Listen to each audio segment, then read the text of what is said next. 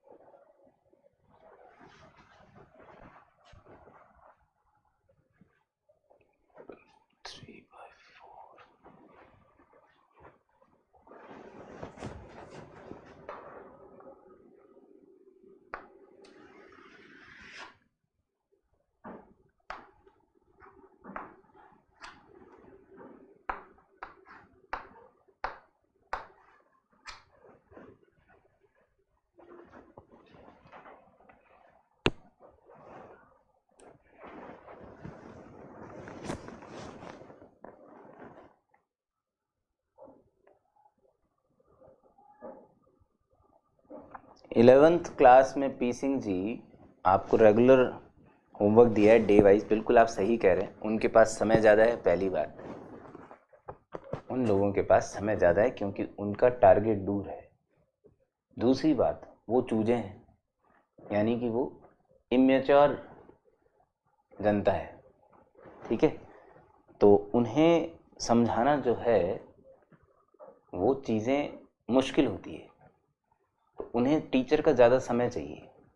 वहाँ पे सेशन भी थोड़े लंबे जाएंगे, ठीक है, वहाँ पे हर संडे होमवर्क डिस्कशन भी है, इतना चीज़ें अपन अफोर्ड नहीं कर सकते।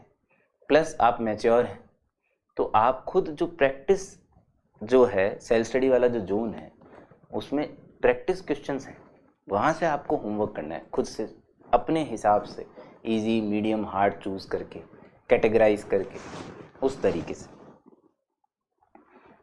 इस वजह से ओके, जनता के 6 आंसर आ गए, बहुत बढ़िया, शानदार परफॉर्मेंस।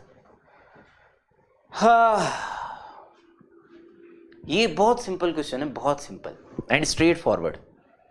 इसका इंक्लिनेशन π/6 दे रखा है, यानी कि cos थीटा और sin थीटा की वैल्यू पता है ना। क्या करने वाला हूँ, x minus √3 x minus x1 upon cos 30 यानी कि √3/2 is equal to y minus 2 y minus y1 upon sin 30 यानी कि half is equal to r ले लो।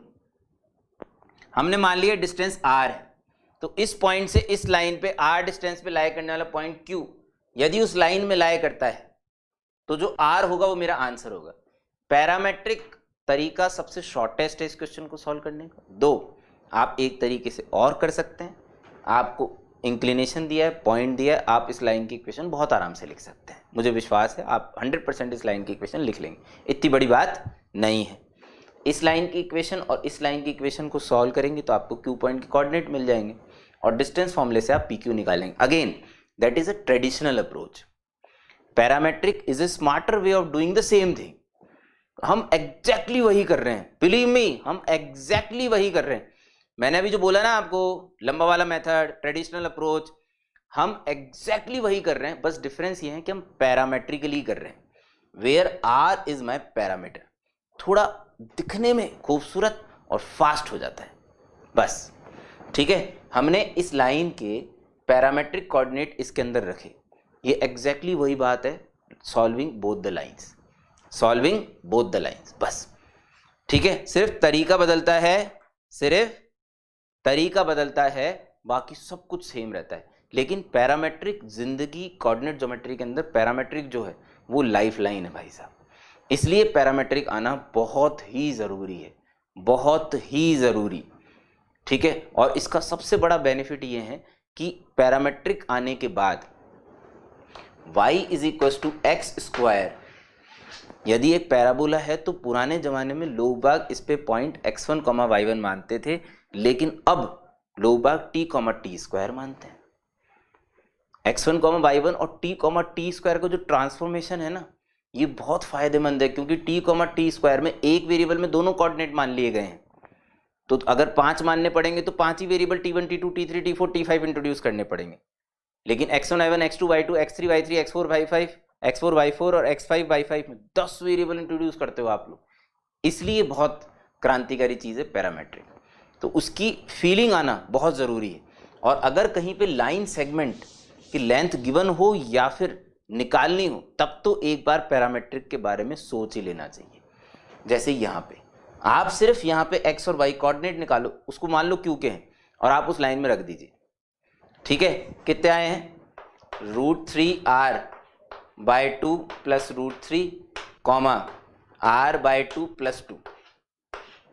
r की वैल्यू यदि नेगेटिव आ भी जाती, परेशान ना हो ना। इसका मतलब सिर्फ इतना है कि आपने जिस भी डायरेक्शन में r माना है, हो सकता है दूसरी डायरेक्शन में, हमें क्या फर्क पड़ता है, हमें तो डिस्टेंस निकालनी है, इसलिए हमें कोई इस बात से फर्क नहीं पड़ता। ठीक है, हो सकता है कि r पॉजिटिव या नेगेटिव कुछ भी आ जाए, माइट बी पॉसिबल। ठीक है, आपको ये पॉइंट उसमें रखना है बस। अब इतना तो भाई शर्म करो भाई, ऊपर वाले से तो डरा करो कम से कम। इतने लोगों का 6 आंसर आया तो 6 ही सही होगा वैसे।